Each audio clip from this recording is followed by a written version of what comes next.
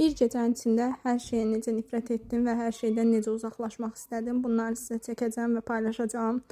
Deməli, qızlar, hər şeyə artıq həqiqətən də nifrət edirəm. İnanın ki, bu evdə belə artıq yaşamaq istəmirəm. Sadəcə sevdiyim insana görə və evladıma görə dözüb yaşayıram. Bilmirəm nədir, nə baş verir. Amma ki, qızlar yazırlar ki, bəlkə də sizə əməl olunub, cad olunub. Əsla belə bir şeylərə inanmamışam. Heç vaxt da inanmıram. Amma ki, nəsə baş verir, bir onu bilirəm. İnanın ki, otduğum yerdə boşluğa düşürəm və heç bir şeyə həvəsim qalmır. Heç bir şey etmək istəmirəm. Hər şeyə nifrət etmiş kimi baxıram.